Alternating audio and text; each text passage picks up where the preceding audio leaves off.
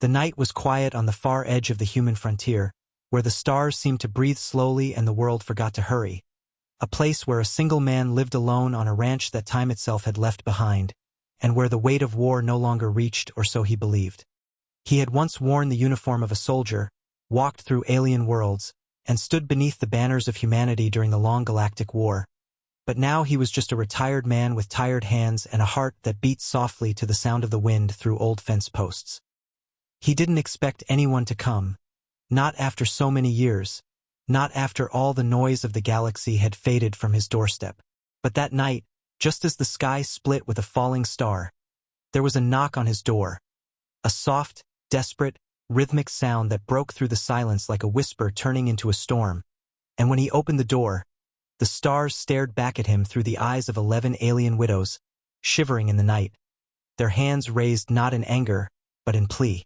He didn't speak at first, only watched them, their faces carrying the memory of lost battles, their clothing stitched with the dust of burned worlds, their voices trembling like distant signals in the void. They were not warriors, not soldiers. They were the wives and survivors of those who had stood on the other side of the war. Alien lives shattered when humanity's fleets roared through their skies like thunder. And now they had come here, to the ranch of an old man who had once fought them, begging for shelter as if they had nowhere else in the galaxy to go. He wanted a quiet life. He didn't want war again. But the knock at his door was not just a sound. It was the weight of the past returning in the shape of trembling hands and tear-filled alien eyes. The wind whispered around them, the stars burned cold above, and for the first time in years, his heart began to race like it did on the battlefield. He let them in, not because he trusted them, but because he couldn't close the door on that kind of pain. The inside of his house smelled of old wood and silent years, the walls lined with relics from the war he never wanted to remember. As the night stretched on, they told him pieces of their story, how their colonies had been abandoned after the Galactic Council turned its back on them, how no one wanted the widows of the defeated. They had traveled through ruined stations, dark trade routes, silent space lanes, until the last rumor pointed them toward Earth's frontier, to the ranch of a human who lived alone. They didn't come for revenge, they came for survival. Still, as they spoke, the man could feel a shadow moving across the galaxy, something bigger than 11 widows seeking shelter. It was the kind of quiet before storms that soldiers never forget. In the days that followed, the ranch became something it was never meant to be, a fragile sanctuary between species that once called each other enemies. The alien widows worked with hands once meant for different lives, tending soil they had never touched before, walking beneath a sun they had never known. And yet, far away, beyond the rim of human space, whispers began to stir. Old enemies do not forget, neither do old allies. It wasn't long before the Galactic Council heard of it, 11 alien widows protected by a human war veteran on Earth's frontier. It sounded small, insignificant, but in the galactic balance, symbols are more dangerous than fleets. And this, whether the man wanted it or not, had become a symbol. The first ship arrived at dawn, a silent drone from the alien empire that had once ruled entire sectors, scanning the land like a vulture circling the weak. The second came from a human patrol, flashing its signal in warning, not protection. The man stood on his porch with a rifle across his back, not because he wanted to fight, but because the galaxy had once again decided to bring its war to his door. He could see the widows standing behind him, fear flickering in their alien eyes, a fear he recognized from trenches long gone. It was the same fear soldiers feel when they realize no one's coming to save them.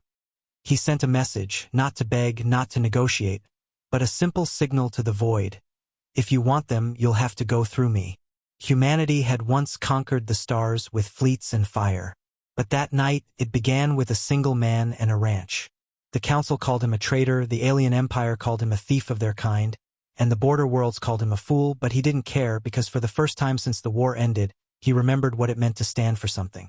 Ships began to gather in orbit, human and alien, watching, waiting, their weapons humming like distant thunder. The widows stood beside him, not as helpless refugees anymore, but as people who had found someone willing to fight for them. He felt old scars burn beneath his skin, the memories of fleets burning across alien skies, the screams of battles long over. And in that moment he made his choice.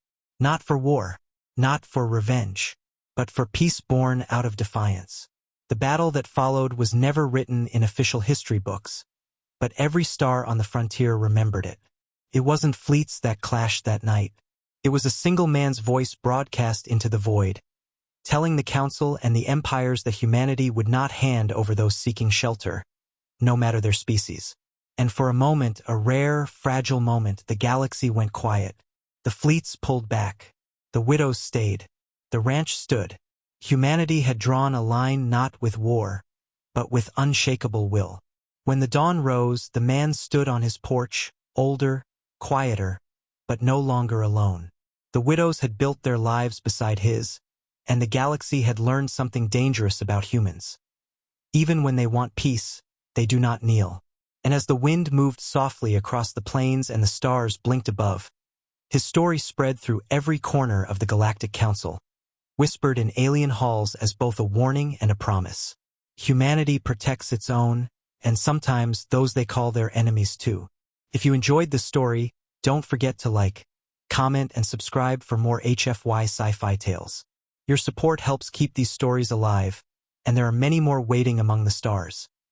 The next morning came heavy with silence, a silence that didn't feel like peace anymore but like the breath before a storm, the kind of stillness soldiers recognize even when they've tried for years to forget. The man stepped out onto his porch, the old wood creaking under his boots, the sun just rising over the endless fields that surrounded the ranch like a forgotten sea. Behind him, the 11 alien widows moved carefully, still unsure if they were safe here. Their long robes brushing against the dusty floor, their faces pale under the human light.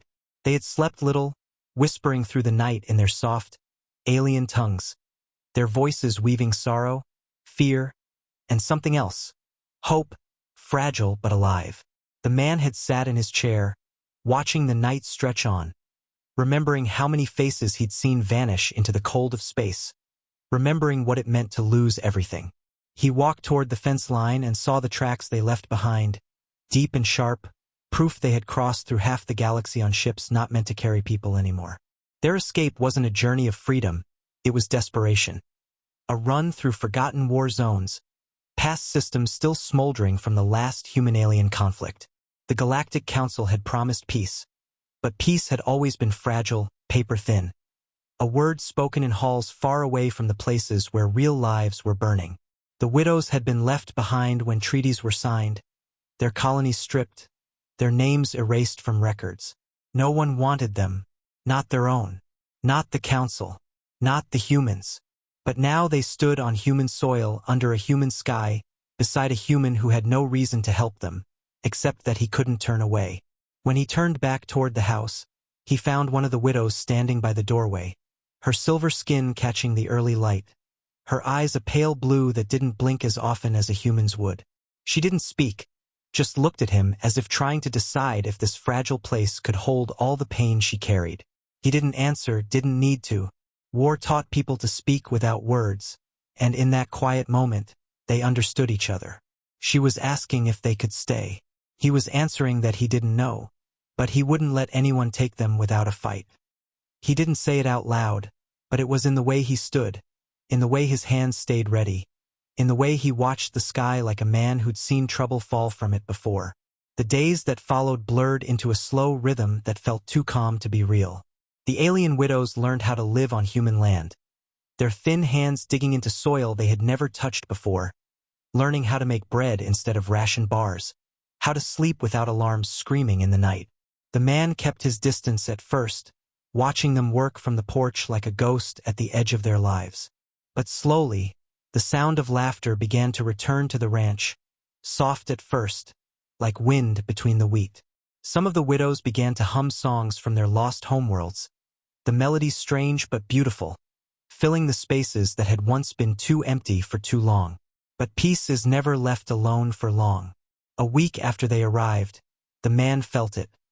A faint vibration beneath the soil, the kind only old soldiers notice. A sound no one else would hear but him. He walked to the ridge at the edge of his land and looked up at the horizon. There, faint and distant, A patrol ship hung in the upper sky like a vulture waiting for something to die. It wasn't human, and it wasn't alone. He didn't need a scanner to know. He'd fought too many battles not to recognize the hum of approaching engines. Something was coming, and it was coming for them. Inside the house, the widows felt it too. Their bodies stiffened, their alien senses sharper than human ones. Fear swept through them like a cold wind, pulling their voices into silence. They had been hunted before. They knew what it meant when ships came silently. The man loaded his old weapon, not because he thought it would stop a fleet, but because it was what he knew. You don't run from ghosts. You face them. He didn't want war again. He didn't want to fight anyone. But there are moments in life when the universe doesn't give you a choice. That night, when the stars rose, a light blinked in the sky. Once, twice. A code he hadn't seen since his soldier days. It was a warning. Human patrols had seen the movement too. He could already imagine what they were thinking. Why are alien refugees here? Who is protecting them? Who gave permission? His quiet life was already breaking apart. And as he stood in the cold wind with his old rifle strapped across his back, the 11 widows gathered behind him, their faces lit by the pale light of a human world they hoped would protect them. He didn't speak, but they didn't need him to. War had taken enough from all of them, and now, for the first time, they had something to defend together. The silence of the frontier had ended. The galaxy had found them. The night came with a heavy wind that carried the kind of chill only soldiers recognized. A wind that smelled like distant engines, like something out there was drawing closer with quiet intent. The stars above the ranch burned steady, but beneath that still sky, the old man felt the shift, that deep, gut-level sense that once saved his life more times than he could count. He stood at the fence line with his old jacket wrapped tight, his hands steady but his heart beating like a drum buried under the soil. He could feel their eyes on him, the widows, standing behind the porch light like shadows caught between past and present. They didn't ask questions, but their faces said enough. They'd been hunted before. They knew what it meant when the night turned this quiet. The alien patrol ship came into view just before midnight, a sleek, dark shape sliding through the upper atmosphere like a predator that didn't need to roar. No insignia, no broadcast, no formal contact. This wasn't a diplomatic visit. This was a message, silent but sharp. The man stepped closer to the porch railing and watched as the lights of the ship pulsed faintly, scanning the ranch below, mapping every inch of the land where he had built his quiet life. One of the widows stepped forward, her pale skin catching the dim light, her trembling hands pressed against the railing as if she could hold the stars themselves back. Her lips moved, whispering something in her own language, a prayer or a curse. He didn't ask which. The next morning, the patrol ship was gone, but the feeling it left behind stayed like smoke after a fire. The widows moved through the day with quiet, nervous steps, their laughter gone, their songs silenced. The man fed the horses, chopped the wood, fixed the broken fence. Normal things, but every sound felt louder, sharper, like the world was holding its breath. By noon, he received a signal ping through the old military relay hidden beneath the barn floor, a relic from his days as a soldier that he never bothered to shut down. The message was simple, encrypted, and cold. Unauthorized non-human life detected. Investigation en route. It wasn't just alien patrols now. Humanity was coming too. He knew how this worked. The Galactic Council had left this kind of situation in the gray. Alien refugees didn't belong anywhere, especially not on a human frontier ranch. The Council didn't want responsibility. The alien empires wanted control. Humanity wanted order. No one wanted to protect them. But now they were here, standing in his home, sleeping in his barn, breathing his air. He didn't plan to fight. He never wanted to. But he also knew how fast everything could be taken away if he didn't stand. So he began to prepare. Not for war, but for something harder. He started sealing the old doors, laying down the quiet defenses he swore he'd never use again, clearing the lines of sight on the ridge. He cleaned the rifle, then the second one, then pulled the pulse beacon out of the ground and checked the signal range. His quiet ranch was beginning to look like the edges of a battlefield. As dusk fell, he found the widows gathered in the barn, their alien eyes reflecting the low light like fractured stars. They sat in a circle, their long fingers intertwined, whispering in soft tones, the sound both haunting and beautiful. He stepped inside, and their voices stopped like a flame snuffed out. One of them stood, taller than the rest, a scar running down the curve of her neck, a mark that spoke of surviving what most didn't. She stepped toward him slowly, no fear, just a deep sadness. She didn't speak his language fluently, but the few words she had learned were enough. "They come," she said softly, her accent rough but her meaning sharp. "We stay." It wasn't a question of logistics. It was a question of survival. Would he turn them away to save himself, or stand with them when the galaxy came knocking? He didn't answer immediately. He walked past her, lit the old lantern, and placed it in the center of the barn. The flame flickered, soft but steady. Then he turned to face them. "We stay," he said finally, his voice low but iron-strong. "We don't run anymore." Some of them lowered their heads, others let tears slip down their strange faces, their alien hearts understanding the weight of what he had just promised. It wasn't just kindness. It was a stand, a line drawn in the dirt where peace used to live. By nightfall, the stars were no longer empty. Faint lights dotted the sky above the horizon. Ships, small but growing in number. Human patrol crafts with bright white beacons. Alien shadow vessels with dark, predatory wings. They weren't fighting yet, but they were watching, waiting, in that fragile stillness. His ranch became the center of a storm no one else could see yet. The man stood on his porch with the old rifle across his chest, the widows behind him like silent witnesses of another war about to be born. The galaxy wasn't just coming to take them.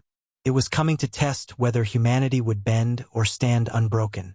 And as the wind picked up and the first ship descended through the clouds, the quiet life he once guarded like treasure shattered completely, replaced by something far older and heavier: duty. The next day began with a heavy gray sky hanging low over the ranch, the kind of sky that made the horizon look endless and empty, as if the whole galaxy were holding its breath. The man didn't need instruments to know the situation had changed. He could feel it in the air, in the way the wind moved slower, in the way birds had stopped making sound near the ridge. He sat on the porch with his old rifle leaning against the wall, a black mug of bitter coffee in his hand, watching the distant sky as thin silver lines began to streak through the clouds. Ships entering atmosphere. They came in quiet formation, no bright signals, no warnings. That told him everything. Both sides, human and alien, were moving but not talking. That was always a bad sign. Inside the house, the widows huddled together near the old fireplace. They weren't like they had been when they first arrived. The fear was still there, but now something else had settled in too. A quiet, solid determination. One of them, the tallest with the scar down her neck, paced back and forth, her long silver hair braided tightly, her alien eyes glowing faintly in the half-light. Another held a small data crystal close to her chest, the last thing she had from her homeworld. The man had learned enough of their language to understand bits of their whispers now. They spoke of a world that had burned, of lovers and husbands who never came home, of how every promise made after the war was broken. They had no other place to run to. This ranch was their last line. The first human patrol ship landed at the edge of the northern field with a soft, metallic hiss, the sound cutting through the still morning like a blade. Dust rose in a perfect circle as the landing gear sank into the dry soil. The man walked toward it slowly, his hands not raised but not on his weapon either. He wasn't the kind to show fear, but he didn't want to start something either. 3 soldiers stepped out of the ship, their armor clean, their faces hidden behind dark visors. They moved like people who had never seen real war but thought they understood it. The one in front raised a hand. "This is a restricted incident site," the soldier said flatly, the kind of voice that came from someone reading orders they didn't write. "You're harboring non-human refugees without council authorization. That's a violation of interspecies settlement code." The man didn't answer right away. He just stared at them, the way veterans do when someone who's never fought tries to give orders. Then he stepped forward. "This is my land," he said quietly, but there was steel under the words. They're under my protection. If the council has a problem, they can send someone who knows what a war looks like. The soldier flinched, not visibly, but enough for someone like him to notice. They weren't prepared for resistance. Not here, not from an old man in a faded jacket. But before they could speak again, another sound echoed across the sky. A deeper, sharper hum. Alien ships. Dark vessels slid through the clouds like blades of night, their surfaces absorbing the sunlight, their formation too clean to be anything but military. The widows rushed out of the house, their eyes widening as they recognized the shape of the ships, ones from their former empire. They weren't coming to rescue, they were coming to claim. The human soldiers turned their weapons toward the sky, their helmets chirping with incoming signals. The man didn't move. He just stared upward, his jaw tight. He'd seen this kind of moment too many times before. It was the space between peace and chaos, the thin breath before history changed. Within minutes, both sides stood facing each other on the open field. The humans with their neat rifles and clean orders, the alien landing party with sharp armor and cold eyes, and between them, the man and 11 alien widows who had nowhere else to stand. One alien commander stepped forward, tall and narrow, his skin dark as night and marked with gold sigils. His voice was soft, but there was no kindness in it. "They belong to us," he said, his words sliding through the translator like oil on glass. "Widows of war. Claimed property. You will hand them over." The man felt the old heat rise in his chest, the kind that once came when battle sirens screamed and the stars lit with fire. He stepped forward, his boots pressing hard into the dirt, his voice low but heavy. "No," he said, "just one word." But it was enough to make the air shift.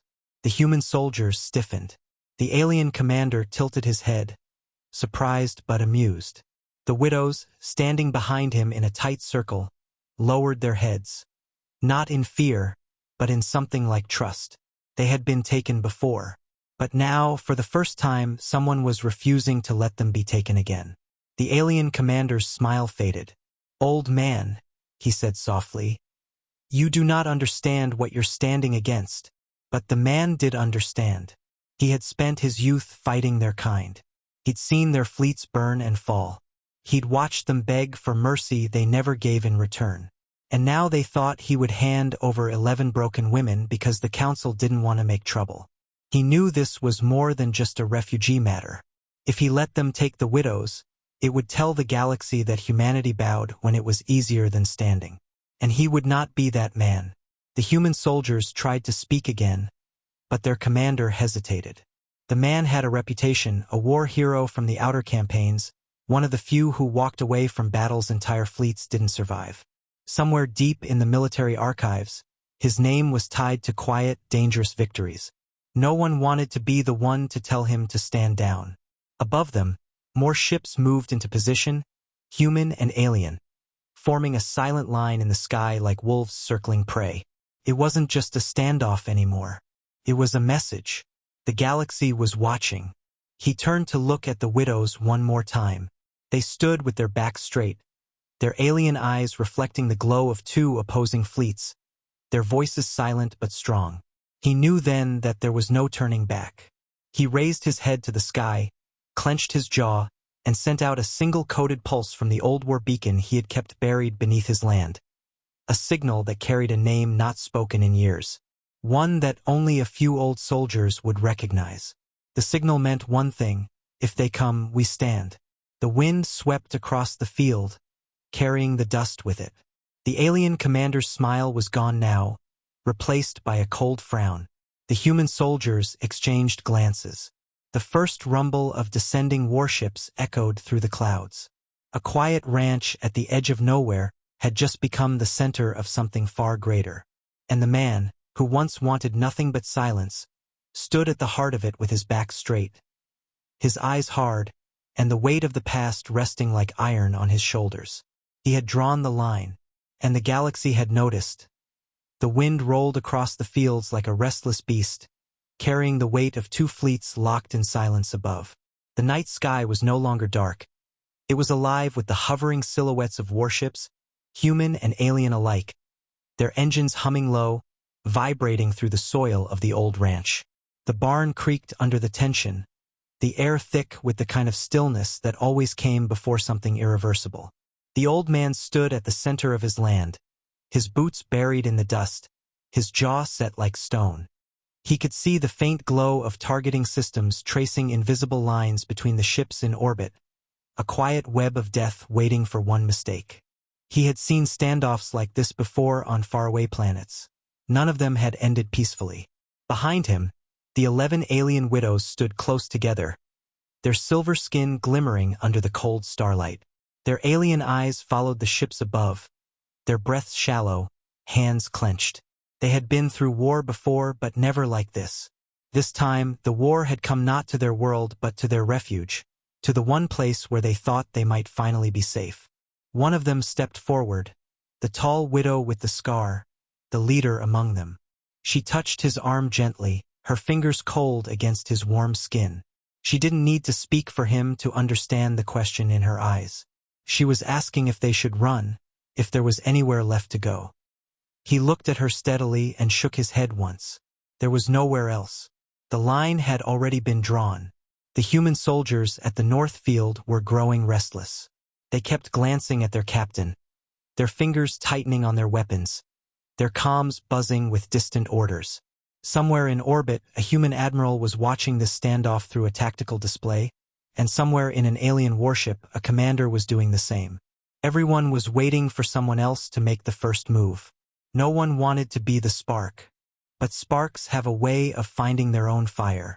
A sharp light cut across the night sky as an alien drop pod broke through the clouds like a blade, landing with a thunderous crack that shook the ground.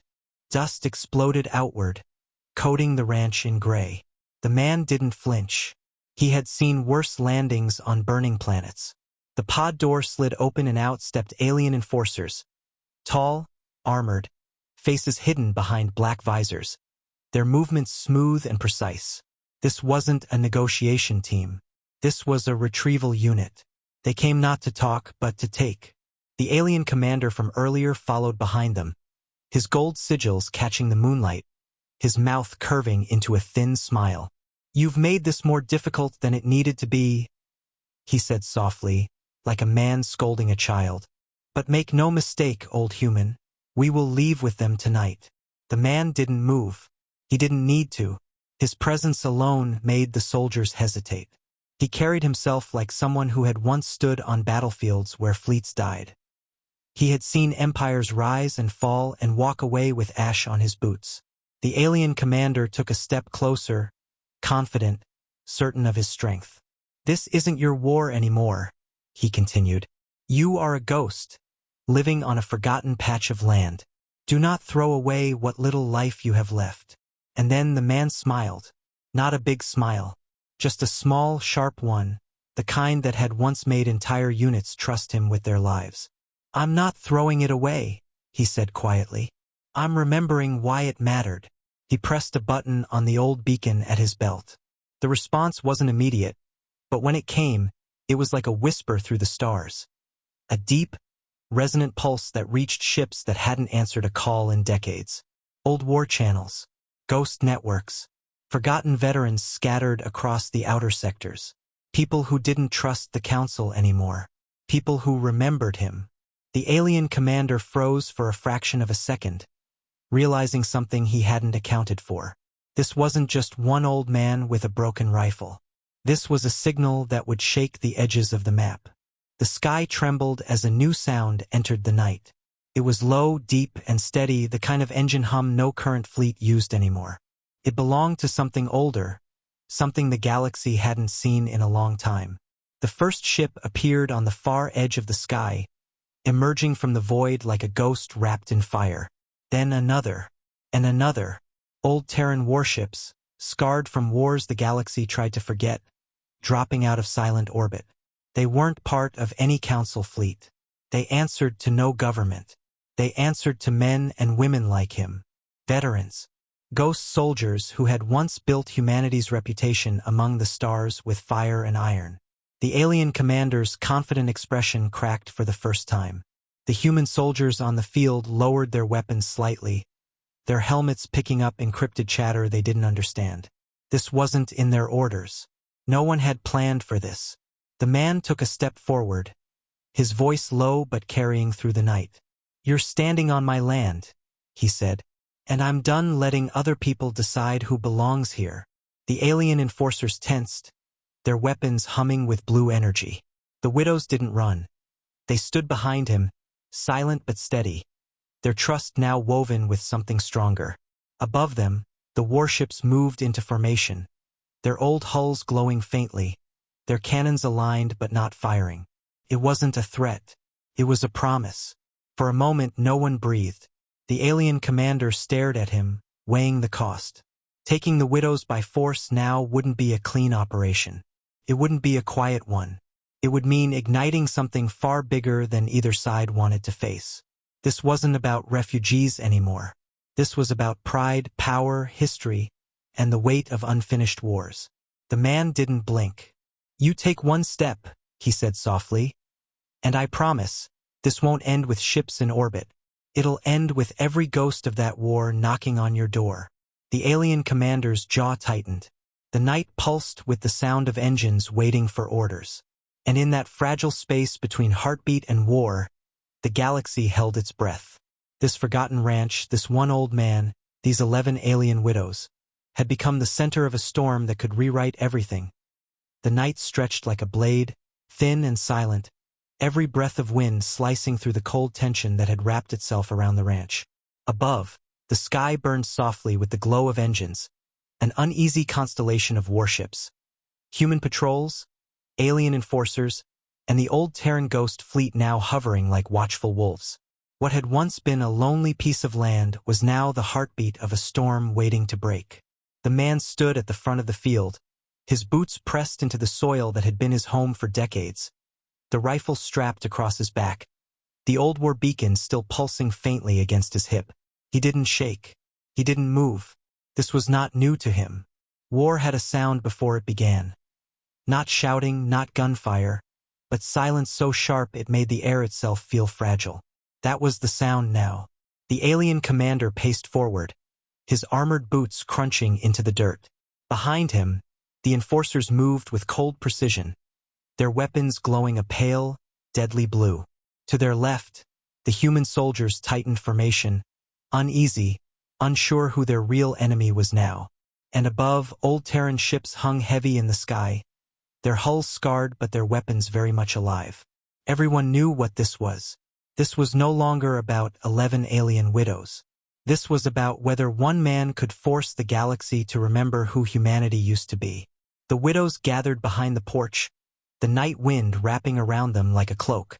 The scarred widow, their quiet leader, stepped to the front, her face half lit by the glow from the patrol ships above. Her people had been hunted, erased, forgotten, but tonight something had shifted. She stood taller now, her eyes no longer filled only with fear. She looked at the man like he was not just one person, but a wall between them and the galaxy that wanted to break them. When she spoke, her voice was low, but the silence made it sound louder. "Why?" she asked him in broken human tongue. "Why stand for us?" The man's eyes stayed on the alien commander. "Because someone should have done it a long time ago," he answered softly, and those words hung in the cold air like a promise carved in iron. He had lost too many people to the war, human and alien alike. He had watched councils make deals while soldiers bled out on forgotten worlds. And when it ended, they called it peace, but peace built on silence always cracks. He wasn't fighting a war anymore. He was stopping a wound from bleeding again. Then it happened, the flicker. One small movement. One alien enforcer, perhaps nervous, perhaps just following protocol, raised his weapon a fraction too high, locking on the widows behind the porch. The sound of a targeting sensor was quiet, but it might as well have been thunder. The old man moved before anyone else could. He stepped forward with the kind of calm that only came from surviving too many battles. His rifle was in his hands in an instant, aimed straight at the enforcer's head. No shaking, no hesitation. "Don't," he said, just one word, but it stopped everyone. Even the alien commander froze because he recognized that voice. That wasn't the voice of a civilian. That was the voice of someone who'd buried entire fleets. The Terran ships above shifted position, their formation tightening, their cannons humming low like distant thunder. Down on the ground, the human soldiers whispered among themselves, confusion and unease spreading through their ranks. This wasn't what they were trained for.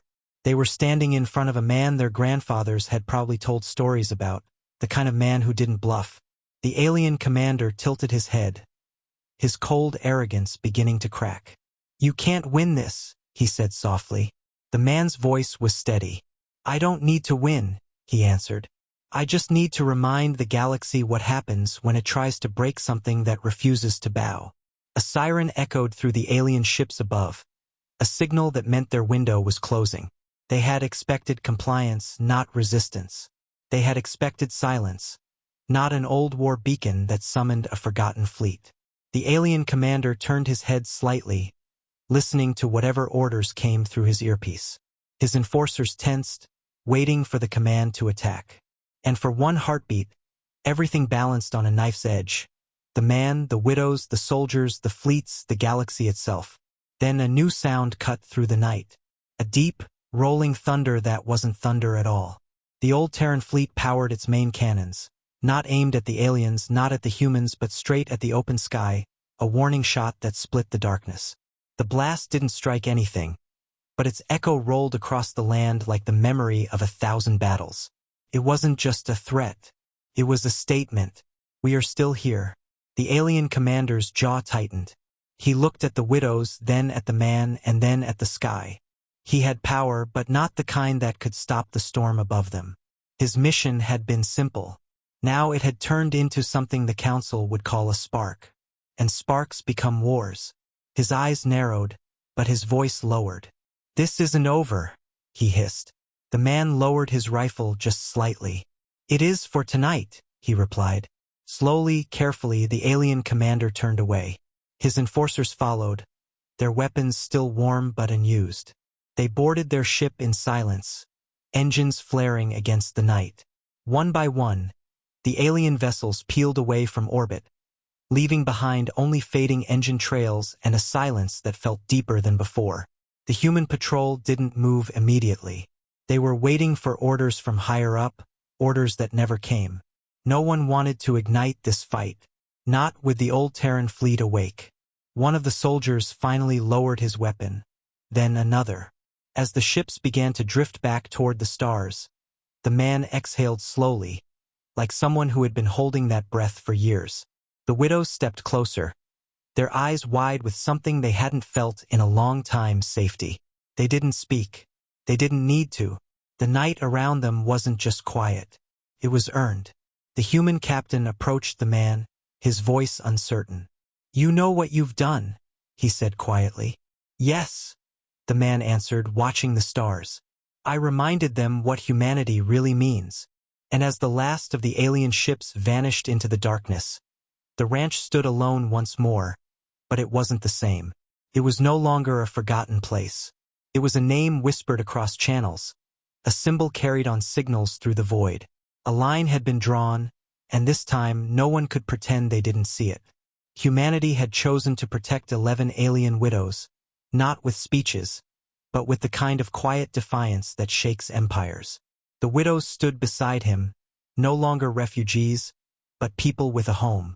Above them, the old Terran fleet began to fade back into the black, disappearing like ghosts who had simply been waiting for the right reason to rise. The night air was cold, but inside the man's chest burned something fierce and alive. He had wanted a quiet life. Instead, he had reminded the galaxy that quiet does not mean weak. It means waiting. It means ready. And as the first light of dawn touched the horizon, the story of that night spread far beyond the frontier, whispered in alien halls, muttered in council chambers, carried across fleets like a warning and a promise. Humanity does not bow. Thank you for listening to this story, the voice would say at the end of the video. If you enjoyed it, make sure to like, share, and subscribe for more HFY sci-fi tales. Your support helps bring more stories like this to life. Until next time, Remember, sometimes the quiet ones are the loudest when it matters most.